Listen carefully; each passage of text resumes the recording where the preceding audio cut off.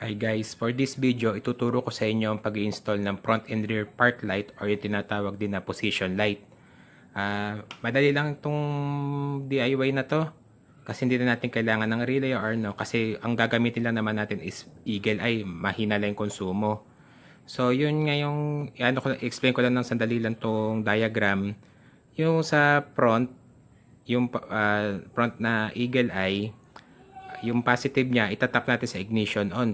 Pakita ko sa inyo mamaya yon kung saan natin yan. Tapos yun naman sa rear, itatap naman natin yung negative ng eagle eye sa positive line ng tail light or kado sa license plate. License plate light.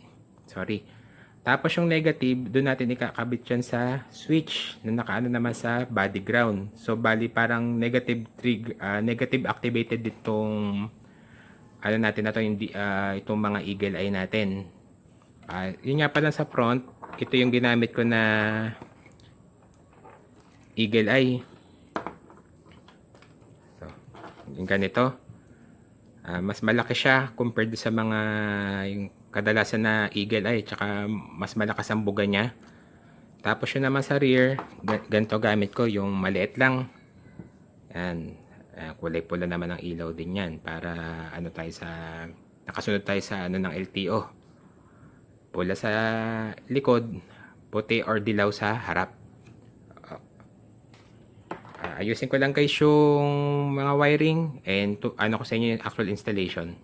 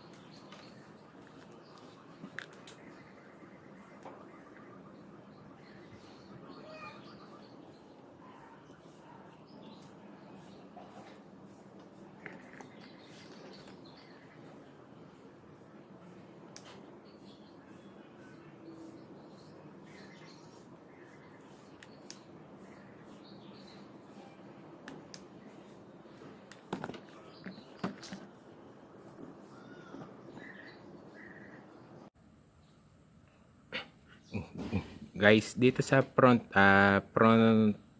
eagle ay nagagamitin ko. Bali nagkabit din ako ng ganito ng socket para yun nga pag binaklas yung pairing, madali na siyang tanggalin. Tapos yun nga, inanohan ko rin siya ng shrink tube. Hindi ko na napakita yung pag solder ko kasi yun nga, hindi pala nag-record tong video. Tapos sa ngayon, magkakabitan, didikitan ko rin siya ng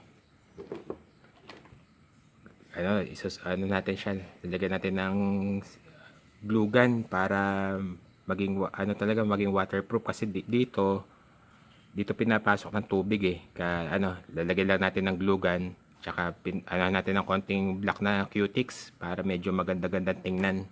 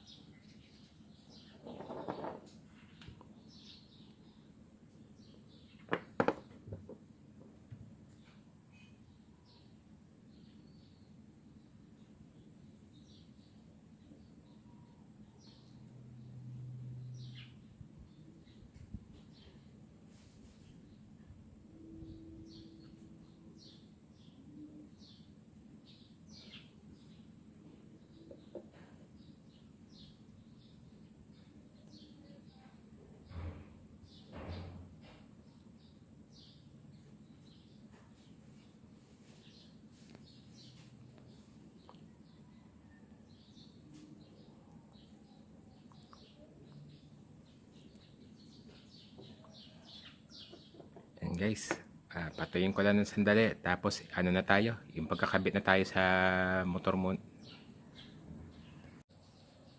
Yung dito sa front, dito ako nag-tap ng positive line ng para do sa park light natin dito sa switch ng brake switch to. Sa Honda nga, yung nabanggit ko na rin dati, ang positive niya is yung black. Ayan, sinuksok ko lang dyan yung wire pababa dito. Tapos yun na yung magiging positive nung sa Eagle Eye.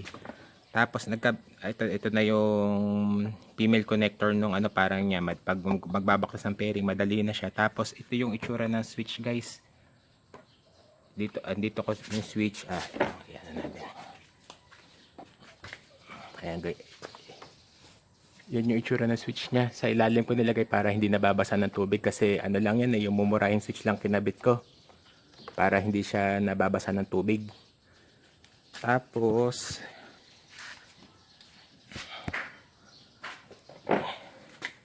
yung sa negative,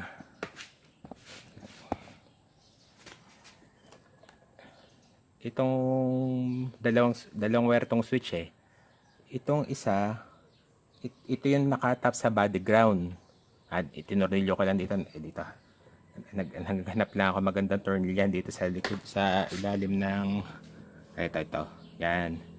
Sa may tornilyo ng computer box. Tapos, yung isang wire niya, ito na yung para mag-on na yung mga yung mga park light natin. Yan, nakaano dito. So, testingin natin guys. Kabit lang ko lang muna yung sa front, tapos ituro ko naman sa inyo yung sa rear.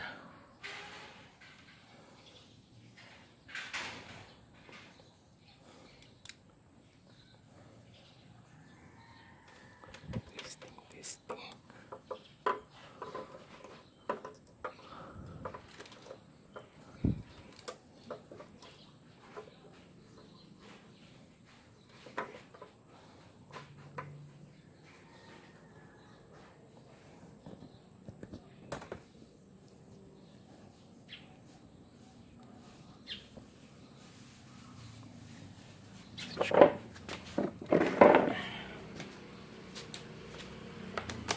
Testing.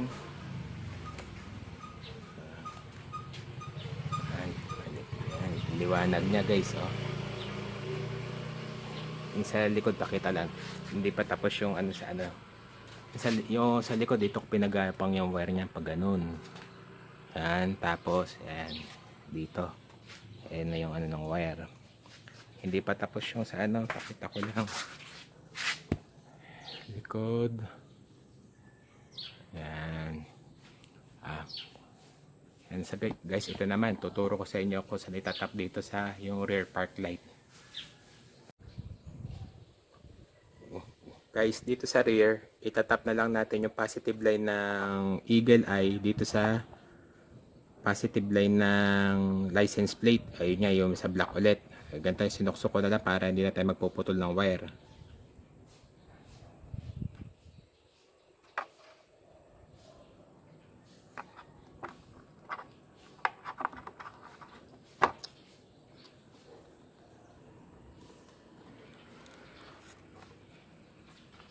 Ayan, bali nakasuksok lang yan. Testingin natin, kita naman yun na yung guys, dun yung ano testingin lang natin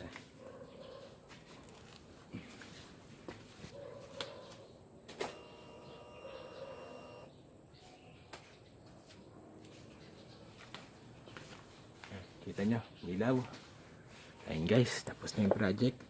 I-finalize ko na lang itong mga wiring, ayusin ko. Tapos, hope you like my video. Please like, share, and subscribe to my YouTube channel para more videos to come guys. Thanks for watching.